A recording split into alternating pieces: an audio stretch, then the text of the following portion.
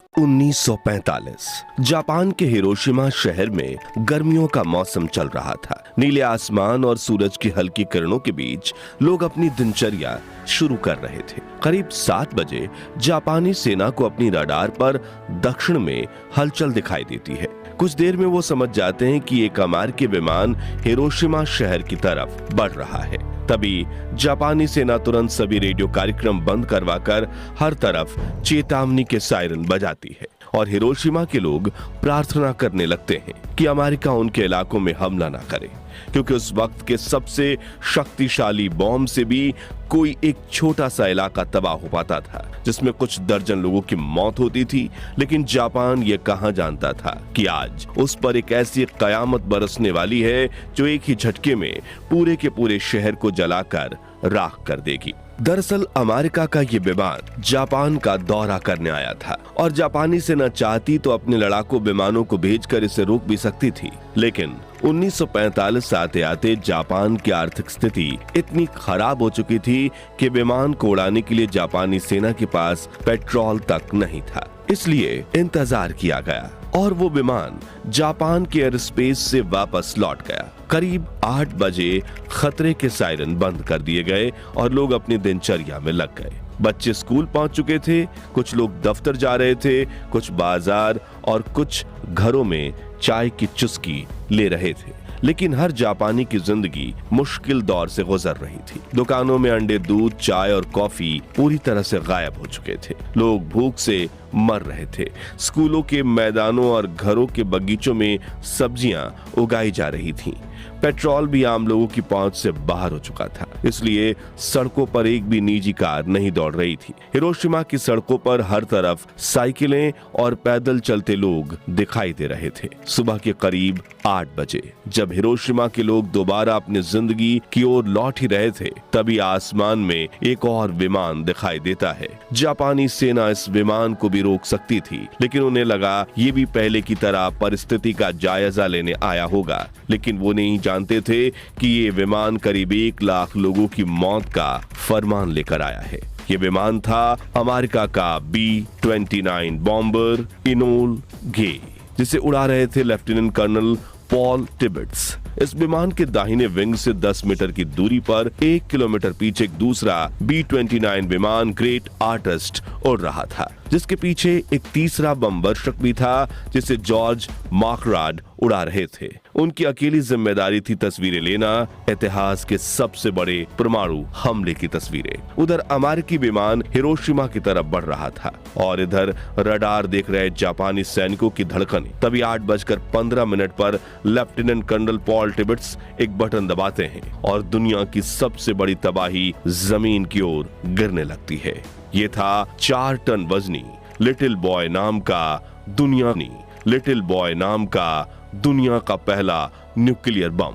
इस बम को हिरोशिमा के अओई ब्रिज पर गिराना था, लेकिन हवा इतनी तेज थी कि अपने लक्ष्य से 250 मीटर दूर शीमा सर्जिकल क्लिनिक की तरफ बढ़ने लगता है। करीब 43 सेकंड्स तक नीचे गिरते हुए इस बम को हिरोशिमा के कई लोग अपनी आंखों से देखते हैं, मगर वो कुछ समझ पाते उससे पहले ही जमीन से करीब 600 मीटर ऊपर हवा में ही लिटिल बॉय ब्लास्ट हो जाता है। आसमान में अचानक एक तेज रोशनी फटती है और जो लोग जमीन पर थे उनकी आंखें पलक झपकने से पहले ही जल जाती है और फिर एक जोरदार धमाका।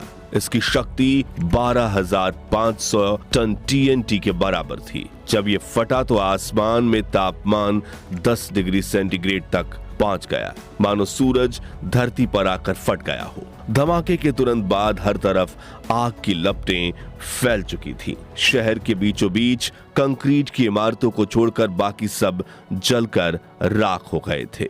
विस्फोट का असर इतना तेज था कि ग्राउंड जीरो से 15 किलोमीटर दूर हर इमारत के खिड़कियों के शीशे चकनाचूर हो गए। पलक झपकते ही हिरोशिमा की 2/3 इमारतें धाराशाही हो गईं। विस्फोट के चारों तरफ कई किलोमीटर तक आग की आंधी फैल गई। करीब 4000 डिग्री सेल्सियस तापमान पर उठी आग के इन लपटों ने पेड़ पौधे, जीव जंतु, जानवर और इंसान किसी को नहीं बख्शा और एक क्षण में ही हिरोशिमा की 2.5 लाख आबादी से 30% यानी 80,000 लोग जलकर भाप बन गए। हिरोशिमा पर बम गिराने वाले पायलट पॉल टिबेट्स बताते हैं, जैसे ही विस्फोट हुआ, एनोला गे के आगे के केबिन में रोशनी फैल गई। मैंने अपने दांतों में एक अजीब सी सिहरन महसूस की। विमान के पिछले हिस्से में बैठे हुए टेल गनर बॉब कैरन ने अपना कोडक कैमरा उठाया और नीचे के दृश्य की तस्वीरें लेने लगे। नीचे के बैगनी बादलों के बीच सफेद धुएं का एक रेला 3000 फीट तक उठा और उसने एक मशरूम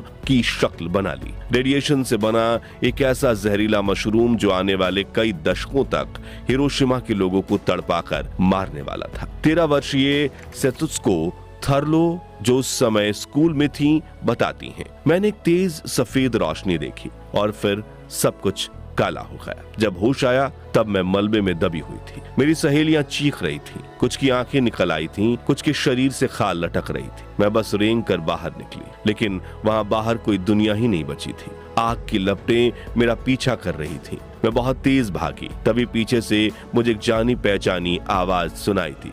वो मेरी सहेली थी जो मलबे के नीचे फंसी थी। मैंने उसे निकालने की कोशिश की, तभी आग की लपटों ने उसे मेरी आंखों के सामने चला दिया। मैं और तेज भागी, लाशों के ढेर के बीच से जैसे तैसे करके एक पहाड़ी पर पहुंची और जब मैंने पीछे मुड़कर देखा तो मुझे मेरा शहर नहीं बल्कि आग का जलता हुआ नर्क दिखाई दिया। उधर हिरोशिमा के पूर्वी इलाके में एक ट्रेन शहर की तरफ बढ़ रही थी। अचानक जवानों ने चलती ट्रेन रोककर सभी पैसेंजर्स को नीचे उतर जाने के लिए कहा। डिब्बों को इंजन से अलग कर दिया और वहीं रोक दिया गया, लेकिन इंजन आगे बढ़ता चला गया। लेकिन वो बहुत आगे नहीं जा पाया क्योंकि रेलवे लाइन पैदल शहर छोड़कर आने वाले लोगों से भरी हुई थी। उनमें से कुछ लोगों की त्वचा उनके चेहरे से लटक आई थी और कुछ की बाहें इस तरह झूल रही थी जिस तरह दीवार से आधा फटा पोस्टर झूलता है। कुछ लोग बहुत धीरे चल रहे थे और उनके मुंह से सिर्फ आवाज निकल रही थी, पानी पानी पानी।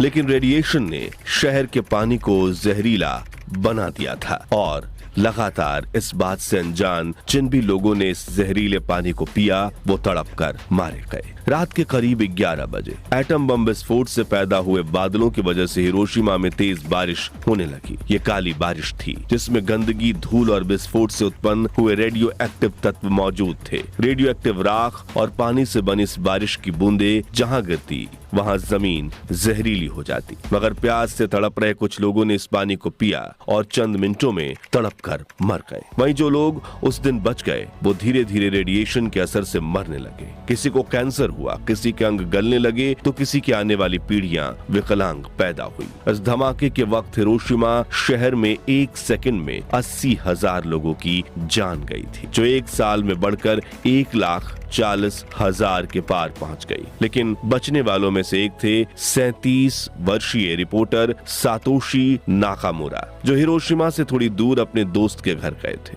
जब एटम बम फटा तो उसके असर से वो जमीन पर गिर पड़े और उनके चेहरे को टूटे शीशों ने घायल कर दिया। तभी उन्होंने तुरंत अपनी साइकिल उठाई और हिरोशिमा की तरफ बढ़ने लगे। जब वो दोपहर तक शहर में पहुंचे तो उनके पैरों तले जमीन खिसक गई। हर तरफ सिर्फ लाशें थीं, जलते हुए शव, बदहवास बच्चे, मलबे में दबे लोग और सड़कें जो अब पहचान में नहीं आ रही थीं। नाकामुरा पहले पत्रकार थे जिन्होंने हिरोशिमा की तबाही को अपनी आंखों से देखा। सातोशी ने वहीं से ओकायामा स्थित डोमी न्यूज एजेंसी के दफ्तर में पहला डिस्पैच डिटेक्ट किया। 8:16 पर दुश्मन के 2 विमानों ने हिरोशिमा पर एक असाधारण बम गिराया। शहर पूरी तरह से तबाह हो चुका है और अनुमानित 1,70,000 लोग या तो मारे गए हैं या गंभीर रूप से घायल हैं। फोन लाइन के दूसरी तरफ बैठे ब्यूरो चीफ को यकीन नहीं हुआ। उन्होंने नाकामुरा से कहा, यह संभव नहीं है, एक ही बम से कैसे इतने लोग मर सकते हैं? सेना भी मानने को तैयार नहीं है, आप रिपोर्ट में संख्या थोड़ा कम करें। नाकामुरा का चेहरा अब भी खून से लथपथ था। उनकी आंखों में गुस्से और सच्चाई की आग थी।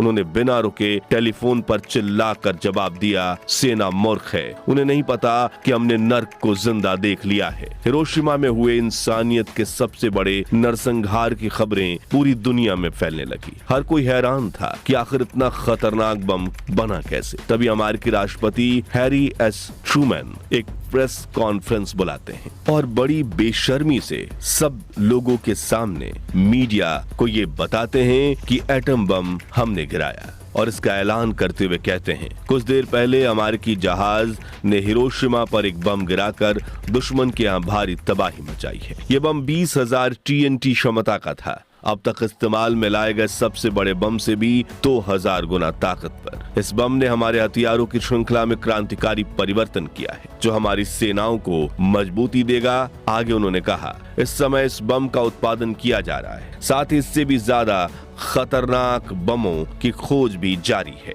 ये परमाणु बम है जिन्हें ब्रह्मांड की शक्ति से बनाया गया है। दोस्तों, इस तबाही के महज 3 दिन बाद जब पूरा जापान अब भी राख की उस भयानक सुबह को समझने की कोशिश कर रहा था, जब लापता बच्चों और बिखरे शरीर की पहचाने करना भी संभव नहीं हो गया था, उसी समय 9 अगस्त 1945 की सुबह फिर वही नीला आसमान था, वही गर्मी थी और वही बेखबर लोग थे। लेकिन इस बार निशाना था जापान का एक और शहर, नागासाकी। सुबह करीब 11 बजे अमेरिकी बम वर्षक विमान बॉक्सकार करीब 10,000 मीटर की ऊंचाई से नागासाकी के ऊपर पहुंच चुका था। पहले इसका निशाना जापान का शहर कोकूरा था, लेकिन मौसम खराब होने की वजह से वो सीधा नागासाकी की ओर मुड़ गया। 11:02 पर लेफ्टिनेंट कर्नल चार्ल्स स्वीनी ने फैटमैन नाम का दूसरा परमाणु बम गिरा दिया। ये बम पहले बम लिटिल बॉय से कहीं ज्यादा शक्तिशाली था। इसमें प्लूटोनियम का इस्तेमाल किया गया था। जैसे ही बम नीचे गिरा, पूरा आसमान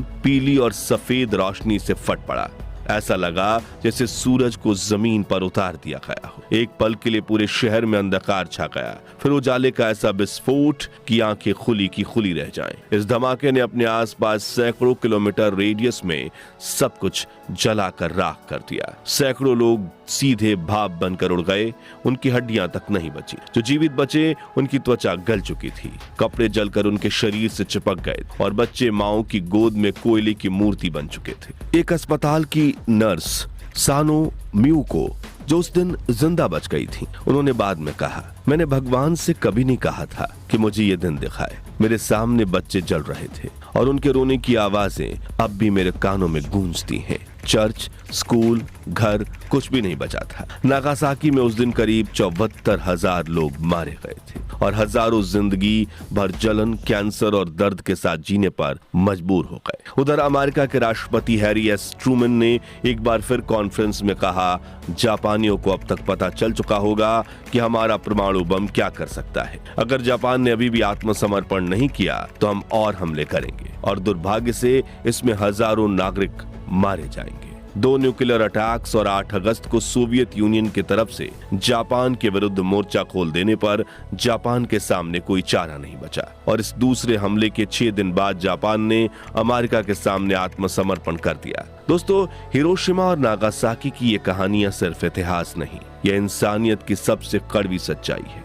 लेकिन फिर भी आज परमाणु शक्ति को शांति का प्रतीक कहा जाता है। लेकिन क्या यही शांति है, जहां एक बटन दबाते ही लाखों जिंदगियां भाप बन जाएं? और क्या न्यूक्लियर पावर ही भविष्य में मानव सभ्यता को तबाह करने का कारण बन सकती है? अपनी राय हमें कमेंट्स में बताएं। इस वीडियो को जितना हो सके लाइक और शेयर